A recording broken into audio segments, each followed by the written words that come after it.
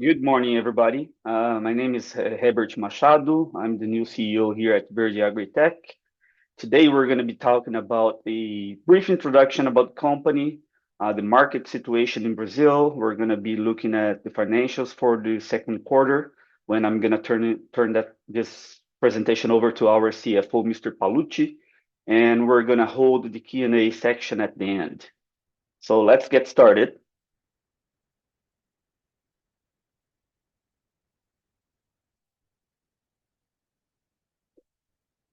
The company, just for you guys to have a brief idea, we recently changed the management. My name is Herbert Machado. I'm the new CEO, as I said. I'm a chemical engineer with almost 30 years of experience in the agricultural section and technology development, both in Canada and Brazil. I spent almost 13, 14 years as a CEO in a sugarcane mill here in Brazil. Recently, I was working in a company in Canada, converting biomass into biofuels, and I decided to join Verde as a new challenge to um, develop new markets in Brazil and increase our sales, talk to different clients, focus pretty much on a B2B business and institutional relationships. The management is still the same. Marcos Ribeiro is still our Chief Revenue Office, and Felipe Palucci still as the CFO for us.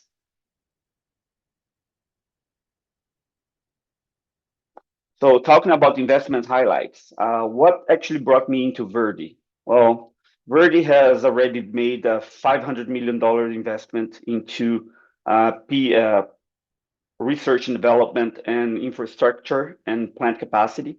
So there is no need for capex, for further capex to reach our full capacity at 3 million tons per year of potassium production. The project is pretty much scalable. We can reach up to 6 billion tons of resources pretty quickly in Brazil without much further investment.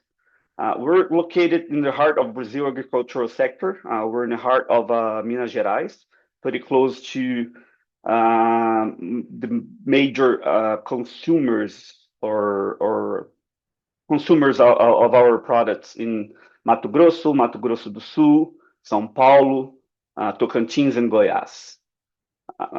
We're pretty much proud of our end-to-end control. We are 100% vertically integrated producer, meaning that we have the resource, we mine it, we grind it, we pulverize it, we transport that, and even the mixtures are made into our factories or into our facilities.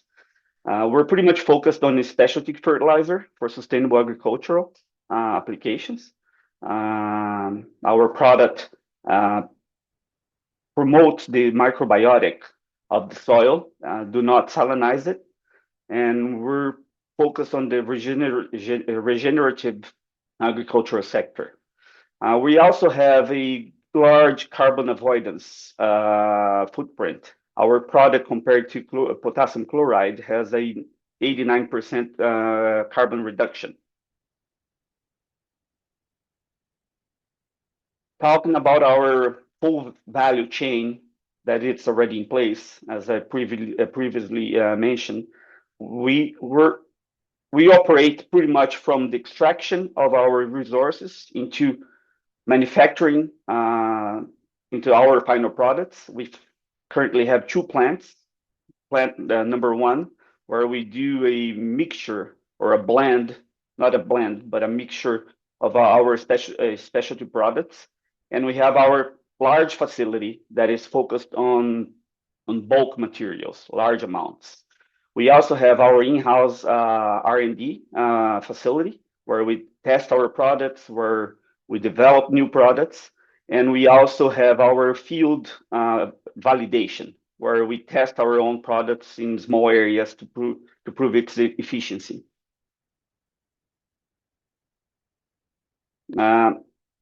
Verde, just to give you guys an idea about Verde potential into the Brazilian market.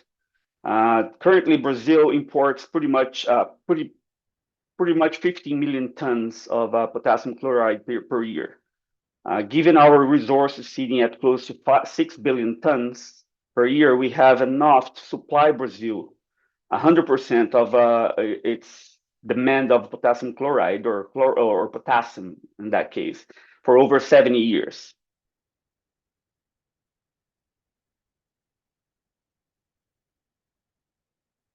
So just one comment that I'd like to make here. As everyone knows, our focus targets are in the states that are in green in this page, and the factory is located in the west of Minas Gerais state. And the green point here also in the chart shows where Herbert and Marcos are based actually. So they are closer to the market, closer to the key customers, where we really want to be side by side, to be close to them, having face-to-face meetings. And this we think that will be something that will help us a lot in the coming periods. And also our Salesforce team, our key field sales are also located in São Paulo, in Goiás, Minas Gerais, and south of Mato Grosso. So we really believe that the freight competitive there is much better for us. The cost per ton is lower, and then it's easier to provide if needed discounts to clients, or even though have higher gross margin and gross profits in this situation.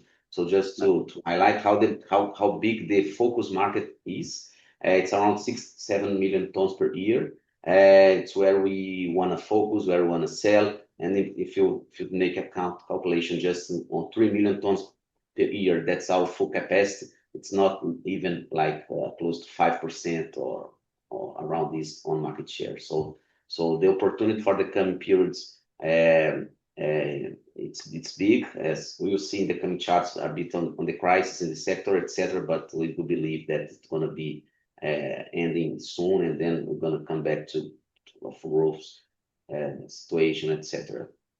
That's a great point, Felipe. Like I said before as well, like we're strategically located in the heart of Brazil's major production or agricultural sector in Brazil, pretty close to all the states that Felipe just mentioned.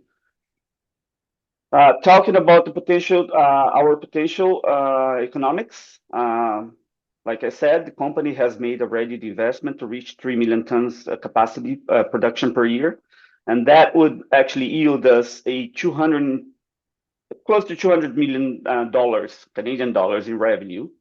That would be equivalent to 70 million in EBITDA, which is 35% of our EBITDA in terms of percentage, and yielding a net profit close to 40 million. So our focus here today is to expand our commercial operations to increase our sales volume. In Brazil, current situation for the market in Brazil, it's quite challenging, as we're going to see ahead. But that's our focus, and that's our major, that's our potential to reach, and we're working towards that.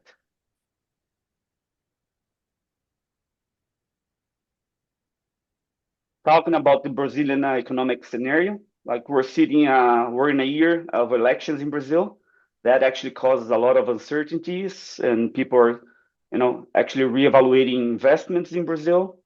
Our interest rate in Brazil is still quite high. Actually dropped 25 points, but still sitting at 14%. It's good to know that nobody actually gets the money at 14%. So we're talking about a spread over, between 6 and 7, or sometimes 8%, which actually brings us to a total cost of borrowing around 20 to 22% a year, which is quite high. There is a big credit crunch in Brazil currently. All the producers and our clients or distributors, they're lacking access to new money because of they have been in the past they have been highly leveraged. So the renewal rate of new investments in Brazil today is quite low. And in that situation, everybody's reviewing their investment opportunities and holding further investments a bit. The Canadian dollars actually also dropped in terms of reais. Our currency in reais increased, and which, in terms of sales, it might help us because the producers are able to export more products. So it might have a higher demand, but that actually has a counter effect on our revenue or on our numbers in Canadian dollars.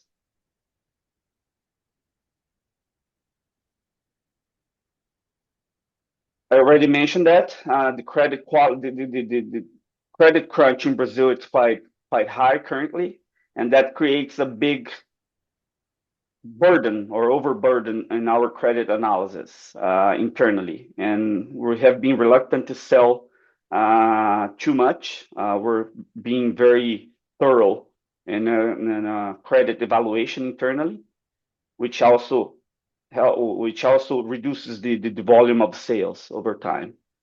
And like I said, there's an election year. This year is an election year in Brazil, and also the El Nino forecast adds to the overall complexity of the situation for the agricultural sector in Brazil.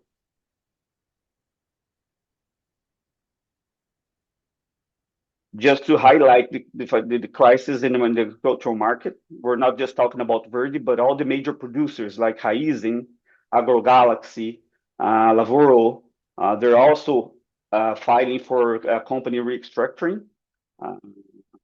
Pretty much it's the beginning of a Chapter 11 filing. So just to highlight that again, it's not just a situation, it's an overall market complexity that it's dropping the volumes. We're not being able to hit the margins that we had before, as we're going to see in the next graphic. Yeah. Just one point here that I'd like to comment as well. It's the second bullet in the left side of the chart. Lavoro prepares to file for bankruptcy protection. This is the key point that hit our Q2 bad debt provision. As I will present as well, and it's in our numbers, we have around 400 to 500K on bad debt provision. This is basically on the Lavoro side, where we had sales for them around 2023 and 2022. Then the collect should be made on 2024, but they did not pay. They renegotiate for 1 year, and then they paid for the first installments, and then just 3 months ago they said, well, we're not paying anymore, we need to renegotiate, etc. So according to our policy, we were pushed to make this provision, and this of course hit our EBITDA in $500,000.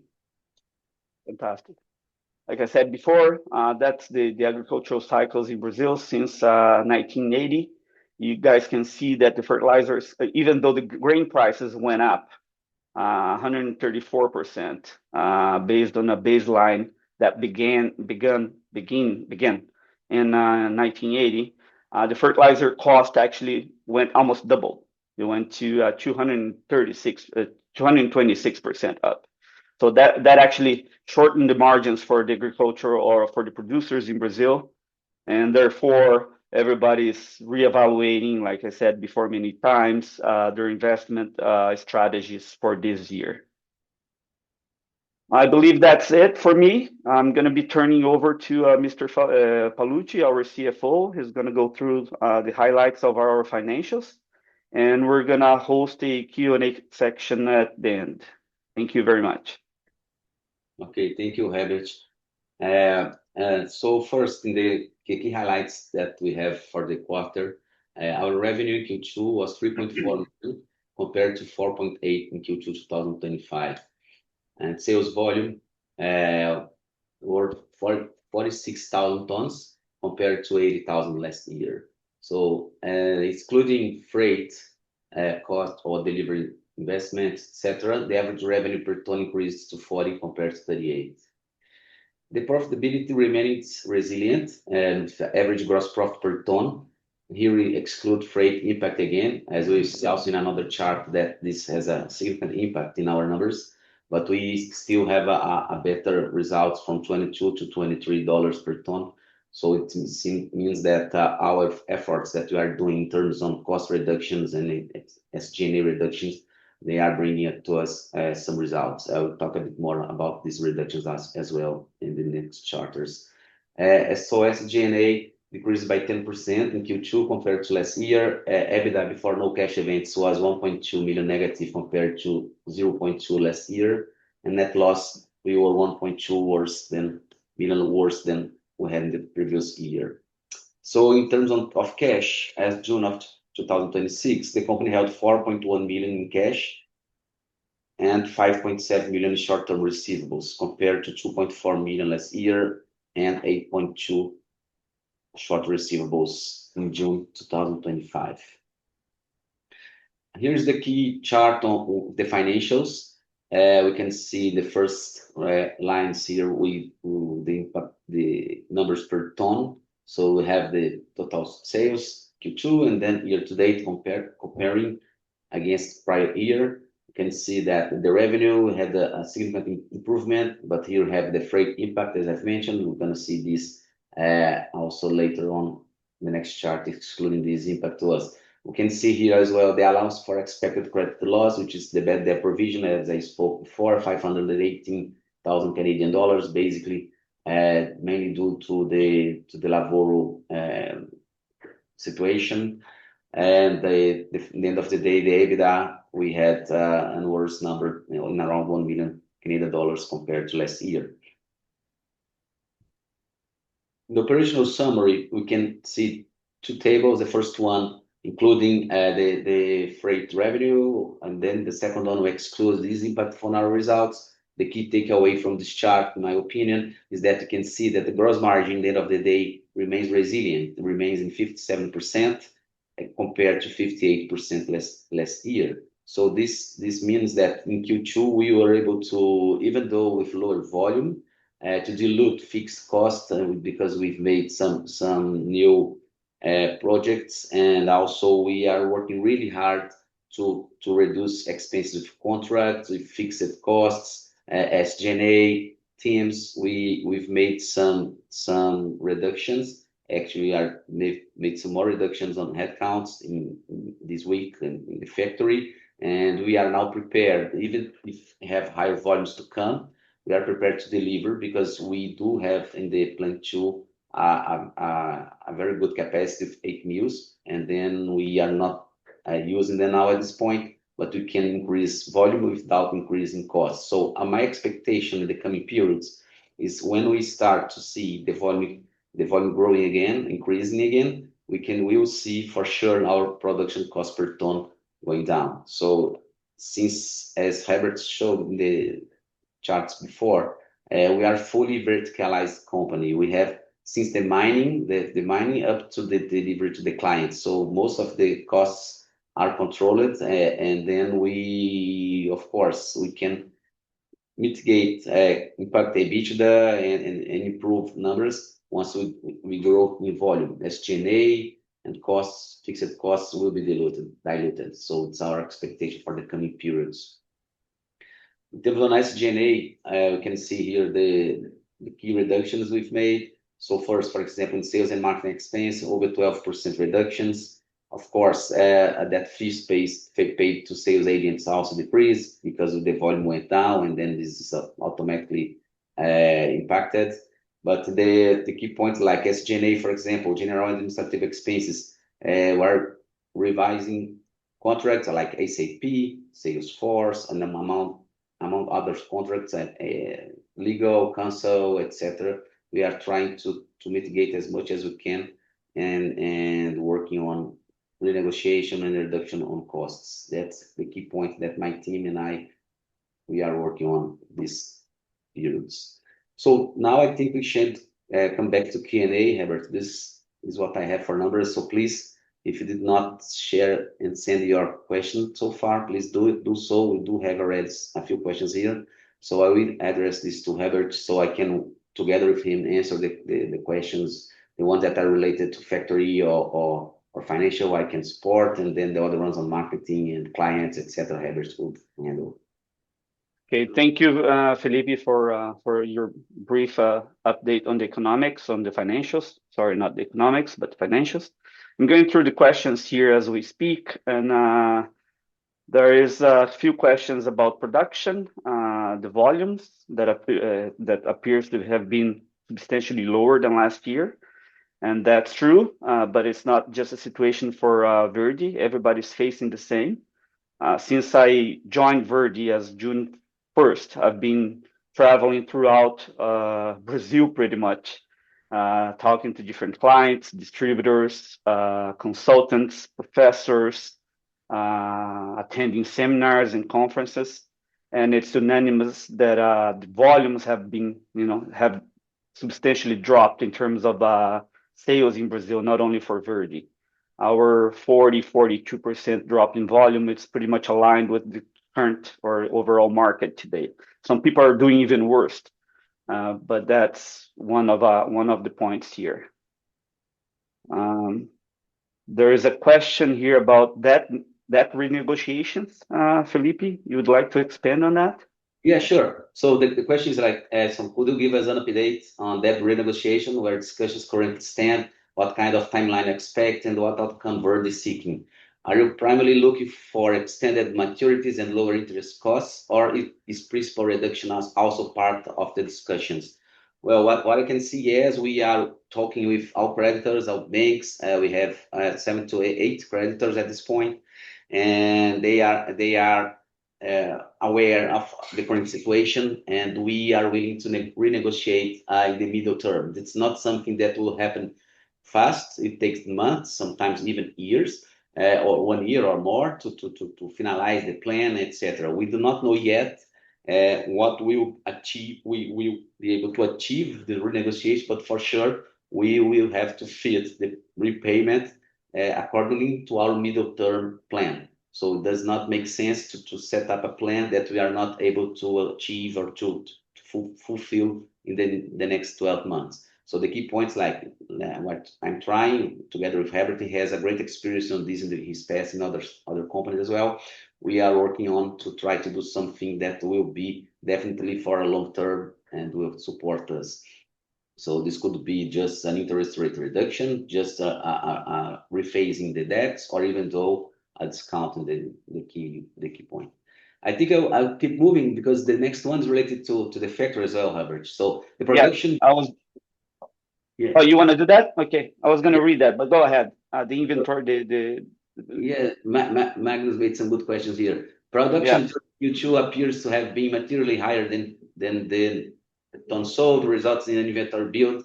What's this intentional stockpiling in anticipation of stronger Q3 sales, or were these tons originally expected to be sold during Q2, but customers' purchase were delayed? Given the storage characteristics of the crushed product, how do you manage the risk of holding significant finished product inventory? Well, first, the capacity in plant 2 is quite big. So once we start to produce, we had sometimes 300, 400 tons per hour being produced. So sometimes it's better to have a higher inventory than just to produce a lower amount. We have in our warehousing. There is also another question there, so I can address now, that was asking, well, is there any risk in your product in terms of humidity or any other risk once you have it in inventory? No, we do not have this risk, because as you can see in the photo of our plant 2, the inventory is located inside of our warehouse, which is fully covered without any type of risk to get wet or to get dry, sun, etc. So we are pretty comfortable to have a bit more inventory there, and our capacity is like over 15,000 tons in this warehousing. So we did not build this inventory to achieve or to supply Q3, but it's like an strategy as well, an operation cost to mitigate costs, to turn on and off the line. So sometimes we just run for 8 hours straight in a day, and maybe we keep 2 days without running because we have the spread capacity at this point. So that's the key point that we've made. There's another good question here, Felipe.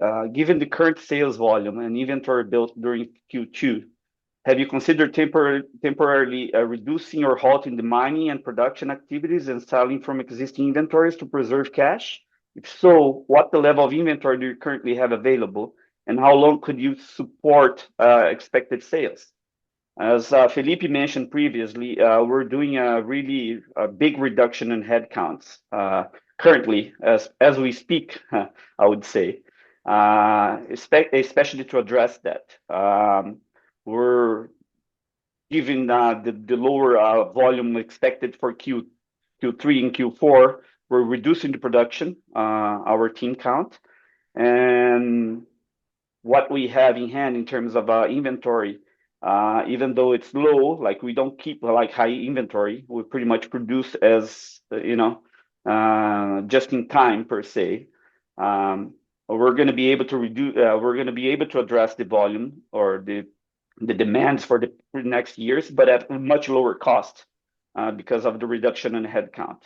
And also just something important as well. It's good to have 8 to 10,000 tons in stock all the time because sometimes it could happen. A big customer or a big client just had some issues, for example, with other supplier, and asked us, "Well, will be able to answer and ship right away 10,000 tons?" I would say yes, you can. So it's not that expensive because remember that we do not have any inventory in special products that use phosphate or any other like boron or sulfur. We do not have them in inventory. We do make products, produce them around according to the orders.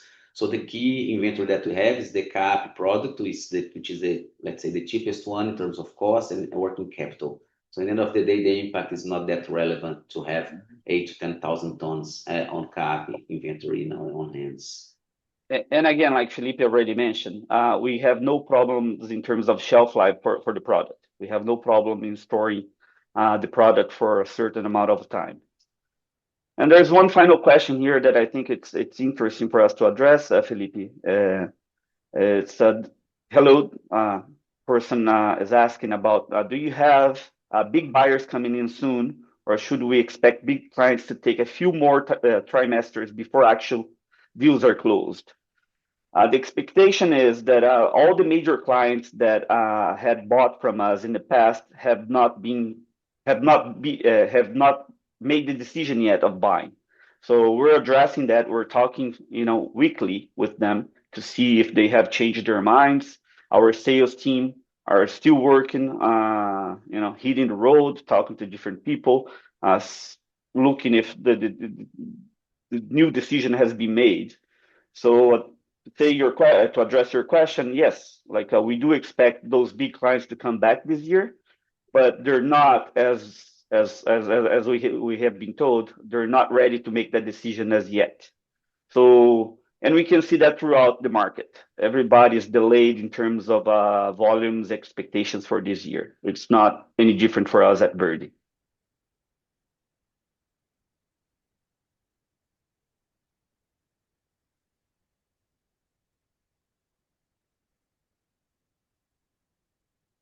There's a question here about the deterioration of the product. Felipe already addressed that. There's no problem in terms of shelf life for us to store.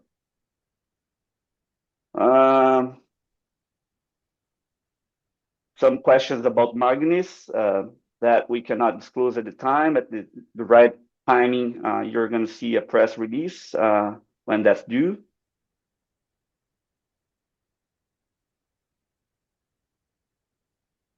There is an interesting one, Herbert. Can you please discuss who are your best customers if there was no credit crunch? Is it location-based, crop-based? Which crops work best with our product?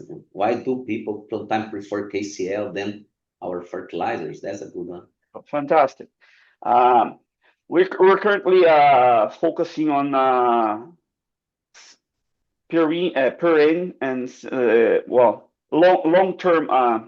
long-term crops like coffee, eucalyptus, sugarcane,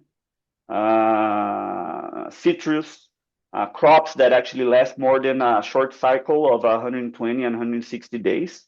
It seems that our product works best on that. We also have excellent results in soya and corn. We have some protocols that are coming with excellent results. We're not ready to share those numbers yet, but initial numbers are showing a great application for those crops yet. And why people still prefer potassium chloride over our fertilizer? Well, people are just used to potassium chloride for decades. Our fertilizer, it's a substitute for that, right? It's a much better product. It releases potassium over time. There is no drifting of potassium, lixiviation of potassium with water, with the rain or with the raining season. But people are sort of reluctant. They have to test year over year to be comfortable and make switch completely from potassium chloride to our products.